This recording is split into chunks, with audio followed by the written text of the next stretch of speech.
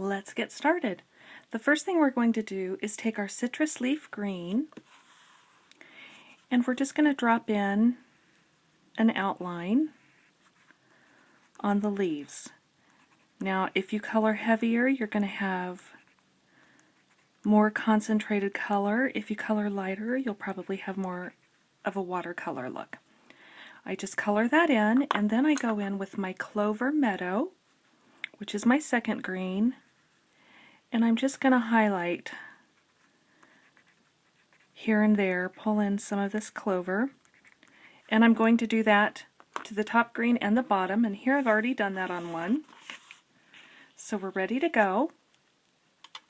Then I'm going to grab my very fine little watercolor brush here, and I'm going to dip it in my water. Don't want a lot on there, but I want to get it wet. And I'm just going to pull that down the width of the cardstock here. Now if you want to keep it, keep your color confined, I'm going to pick up some more water. If you want to keep it confined in your leaves, you can easily just color within the leaf area. But I purposefully added some outside because when I'm doing watercolor, I actually want people to know that it's watercolor. I love that watercolory look. So that's all I do, and then I'm going to go down here.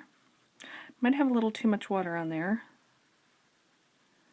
If you have too much water, you can always take a clean Kleenex and just dab it. Now you want to be careful because if you pick up some color on there and then you go to another area, you'll transfer that green to another area. So you really want to be careful when you're dabbing to keep your colors.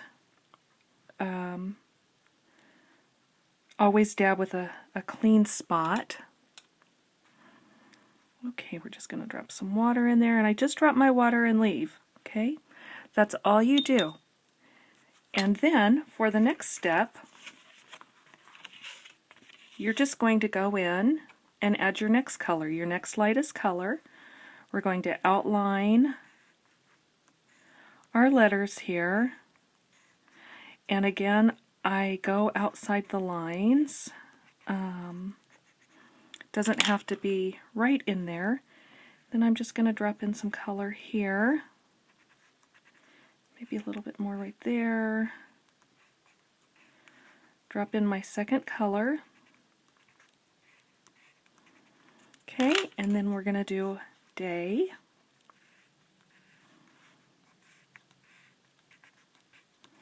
I am using my Sun-Kissed Yellow. You could easily use your Sunny Yellow with this too. It doesn't really matter which of those yellows. They're both great. And then for my second darker color, I use the Sunflower. Probably my most popular yellow that I use. Okay, and then again, what you're going to do is just go over those letters with your color, your water. Sorry, not your color.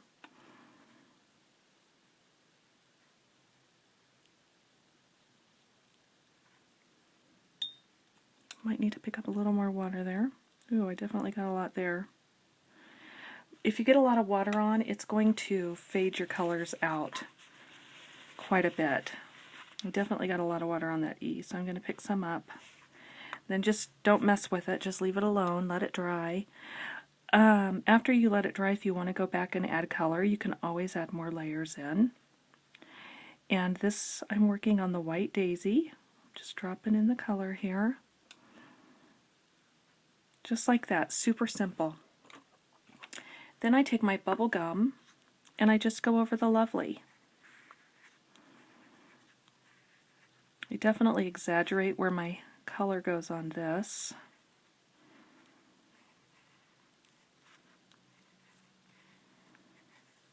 Okay, and then we're going to grab our Holiday Red and just drop it in. You definitely want to be mindful where you drop that darker color. You want to bring some attention, kind of ground your images with it. Okay, something like that, whatever you like. And I really like working with this fine tip brush here. It gives me lots of control. I do work with larger brushes too, but this is the one I always go back to. This is just a great brush to work with. And then I just go over my letters. If you're carrying too much of a color, you can clean your brush and then pick up some more water. And then go ahead. And maybe you don't have enough water and you need to pick up some more. Drop it in. So I still have some color on my brush and I might want to drop some up there. It's the thing you can do too. You could pick up some color and you can move it to some of these other areas if you like, and with this just a tiny little brush you can do that. So that's all there is to doing the lettering and the outline.